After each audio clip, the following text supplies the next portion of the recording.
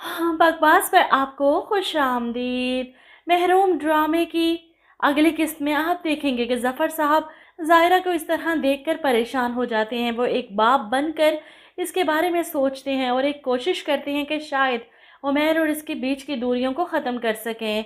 वो उमैर को मिलने के लिए बुलाते हैं और इसे कहते हैं, तुम मेरी कंपनी ख़रीदने में इंटरेस्टेड हो, मैं अपनी कंपनी बेच दूंगा, लेकिन मेरी एक शर्त है। जिस पर उमैर कहता है, क्या है वो शर्त? जवाब में ज़फ़र साहब कहते हैं, तुम्हें ज़ाहिरा को अपनाना होगा।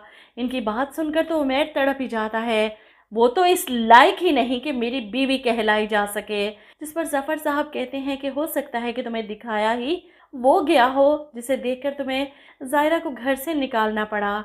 ये सुनकर उमैर कहता है, ऐसा हो ही नहीं सकता।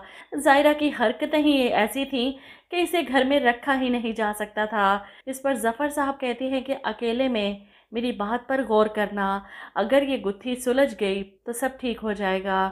उमैर खामोशी से इनकी तरफ देख रहा है। कौन ऐसा कर सकता है? ये शख्स जानबूझकर मुझे बातों में उलझा रहा है।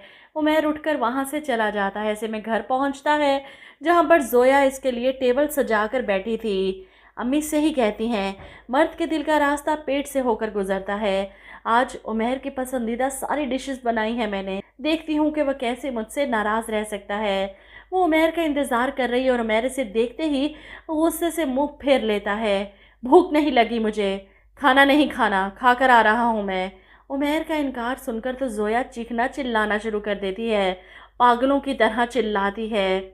अब जितना इस ड्रामे में ये चीखती है गला फाड़ फाड़ कर, मुझे तो लगा इसकी आवाज़ ही बैठ गई होगी। उमैर के इनकार को वो दिल पे ले लेती है, इसलिए पूरा हलक फाड़ फाड़ कर इस पर चिल्लाती है, तुम में इतनी शर्म नहीं कि तुम्हारी बीवी तुम्हारे सामने खड़ी है, कुछ तो लिहाज करो। जिस पर उमैर कहता है, क्या हुआ है? जोया इसे कहती है, तुम एक झूठे मक्कार और फरेबी इंसान हो। तुम्हारा बाप भी एक झूठा फरेबी इंसान था। अपने बाप के बारे में सुनकर उमैर से बर्दाश्त नहीं होता। जोया चुप कर जाओ। जिस पर वो और ऊंची चिल्लाती है, तुम चुप करो, बात कर रही हूँ मैं। मान लो कि तुम्हारा बाप है झूठा फरेबी इंसान, जिसने पूरी जिंदगी तुम्हारे सामने एक्टिंग करके तुम्हारी माँ को बुरा बनाया और तुम उससे भी दो हाथ आगे निकले।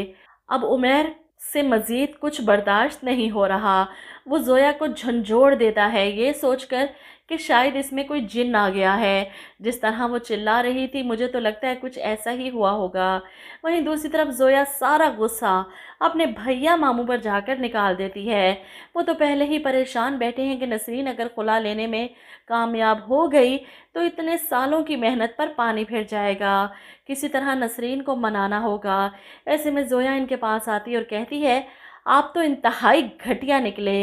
ये जो आप ज़ायरा का इस्तेमाल करके मुझे रास्ते से हटाने की प्लानिंग कर रहे हैं ना, बंद कर दीजिए, वरना आपके सारे काले करतूत मैं उमैर के सामने खोल कर रख दूंगी।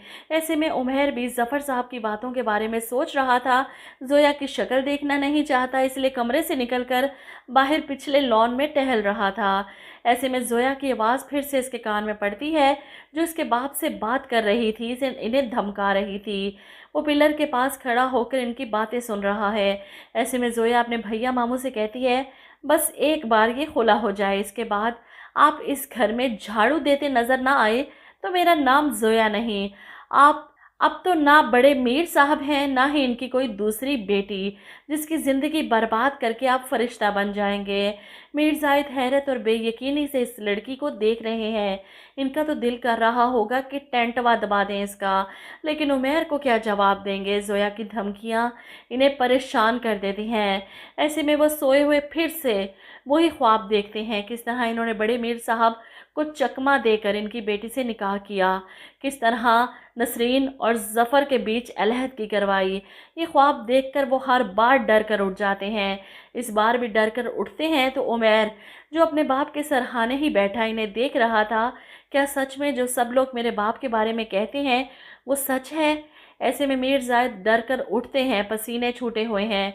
उमैर को देखकर और भी ज़्यादा हैरान हो जाते हैं, तुम यहाँ पर क्या कर रहे हो? उमैर तो शायद इनसे सवाल करने आया था कि ज़ोया जो आपके बारे में कहती है उसमें कितनी सच्चाई है।